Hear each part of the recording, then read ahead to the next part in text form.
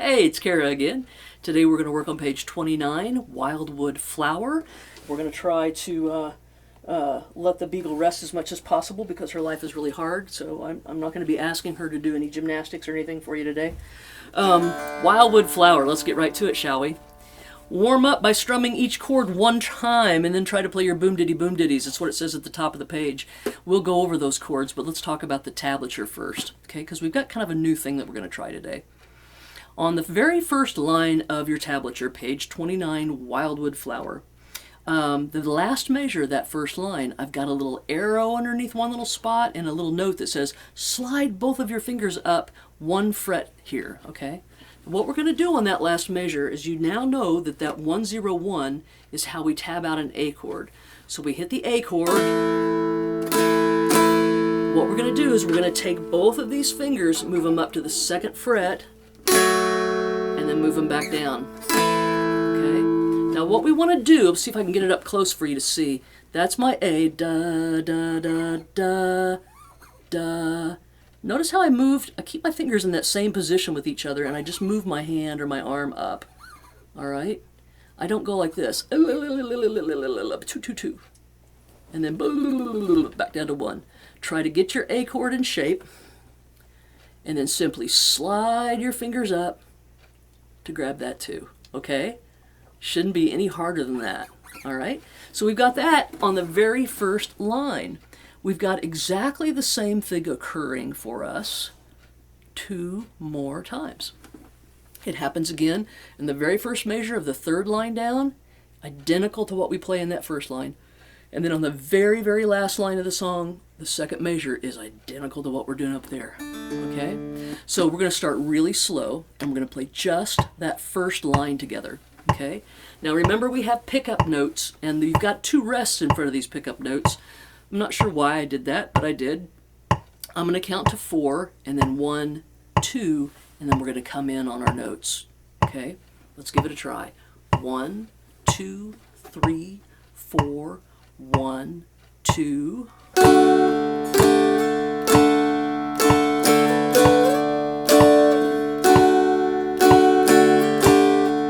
Here's the A.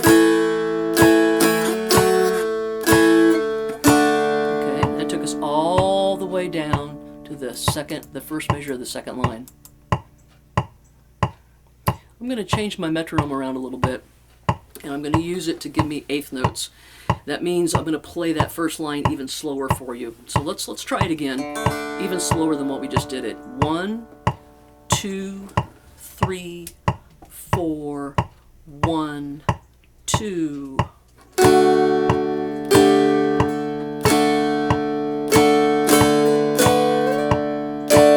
You might not like playing it this slow. Boom is that A.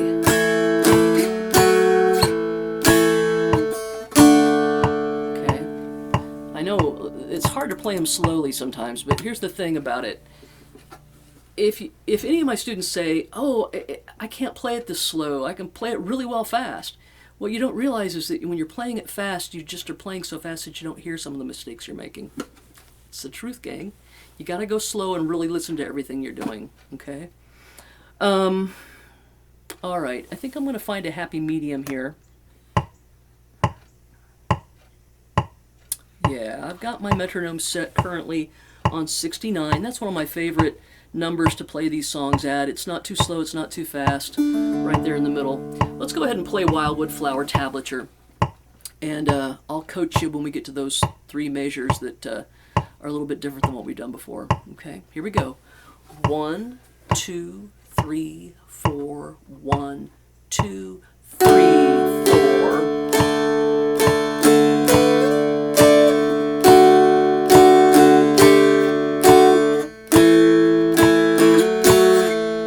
Second line. Diddy boom, diddy boom, diddy.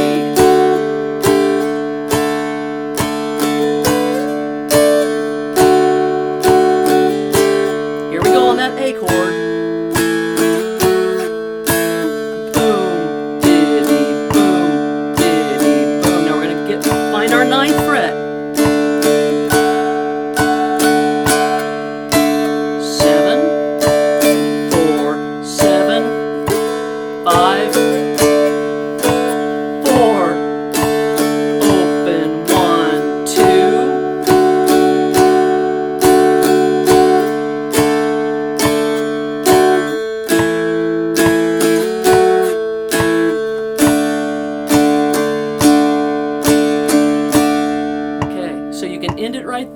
where it says end, or you can continue on and go all the way back up to the repeat sign at the top of the page.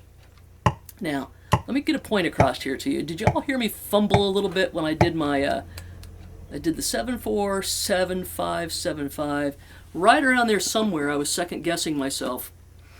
I'm so used to just playing this stuff by ear and not following exactly what I've got on the music when I'm playing it just for myself. But when I'm playing it for you guys, I need to be able to play it exactly like it's written on these pages so you can practice and know that you're not making mistakes. So here I am, a former finalist in the national competition several years ago, albeit several years ago. I'm probably a much better dulcimer player than I was when I placed in the finals now, and I still, when I'm playing this simple thing, I'm multitasking in my head, I'm not focused on what I'm doing, and my fret work was sloppy.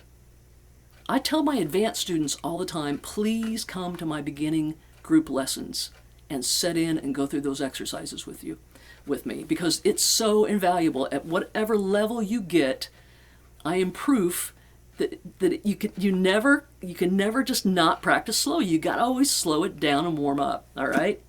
So let me play this one more time from the start to the finish for you, and then we'll talk about the chords. I want to play it one more time at that same tempo and try not to make any mistakes. I'm going to blame my glasses and my eyesight on some of the problems I'm having.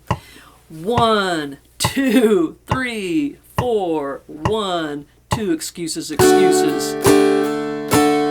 I'm going to really focus, and I'm not going to look up and smile at you. I swear I'm not going to look up and smile at you. I'm not looking at you. You can't make me. I'm going to stay focused on my music here.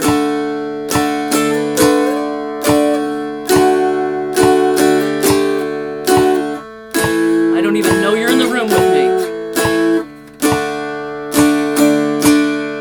Let's get ready for those nines.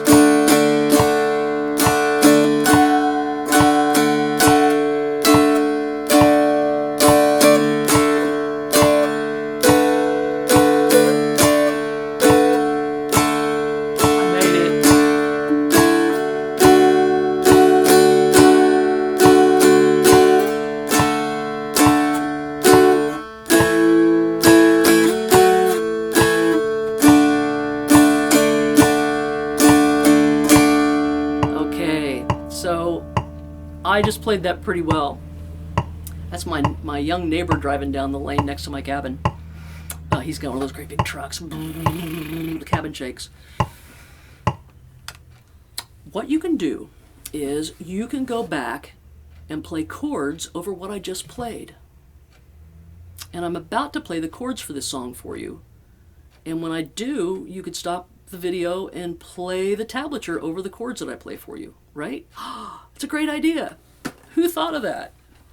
One of my students reminded me of that just the other day, one of my in-person students, and says, you know, when I listen to your videos, I don't play what you're playing, I play the other parts over the top of it. What a novel idea. All right, so it says at the top of the page, warm up by strumming each chord one time and then try to play the boom diddy pattern, okay? Let's do that. Let's go ahead and do that together. Make sure we got enough time. Yeah, we got enough time on this one. Wildwood Flower, page 29, chord work. We're going to strum each chord one time for the 4-beat measure. Okay, I'm going to count to 4 this time, and we're going to come in with our strums. Okay, 1, 2, 3, 4. Bum, ba-da, bum, bum. 1, 2, 3, 4. A, 2, 3, 4. D, 2, 3, 4. D, 2, 3, 4. Third D, 2, 3, 4. The fourth D on that line. Here comes line 3. And A, 2, 3, 4. And D, 2, 3, 4. Second D, 2, 3, 4. Third D, 2, 3, 4. Next line. Here comes a G chord. 3, 4. G, 2, 3, 4. D, 2, 3, 4. D, 2, 3, 4. Last line. D, 2, 3, 4. A, 2, 3, 4. And D, and D. Okay? Now let me take a second and talk about something that's really important. I cannot tell you how many times I am teaching in-person lessons, group lessons and whatnot, and people get really confused between the chord work and the tablature work. Okay? When you are playing the chords, and you are the rhythm player playing the chords, you might as well just imagine that all of that tablature and all of those little suggested ditties under there, that's all gone. It's all been obliterated. It's gone off the page. All you see are those numbers. Or not the numbers, but the chords, and you know that each chord gets 4 beats. That's all you've got to be concerned with. Okay? When you are playing your tablature, all you have to be concerned with is the tablature. Sometimes the chord above the tablature will give you a little hint about what's going on in the tablature, but not always. So you should really treat the two of them as separate things to do, okay? Keep that straight in your head. I get that all the time from people, really. All right, let's do our boom ditties. Okay, here's our boom ditties on Wildwood Flower. We're going to come in on 4 beats. We'll go 1, 2, 3, 4. Here we go. Boom, diddy, boom, diddy. Second D. A. Line 2. Second D. Third D. Fourth D. Line 3. D. Second D. Last D. Line 4. D. Here's our G. Back to D. D. Last line. Here's our A, and D. Okay, got it? All right. Please go slow. Do I say that every time I have a lesson with you? If I don't, I should. All right, that's that for now. When we see each other again, we're going to do page 30 and 31. We're going to do London Bridge. We've got some syncopation to deal with there. We'll talk about what that means on page 30. And then we've got some single notes that we're going to play a D major scale on page 31. So practice really hard on everything you've learned up to this point. Let me know if you have questions about anything, and I'll see you next time. Thanks so much.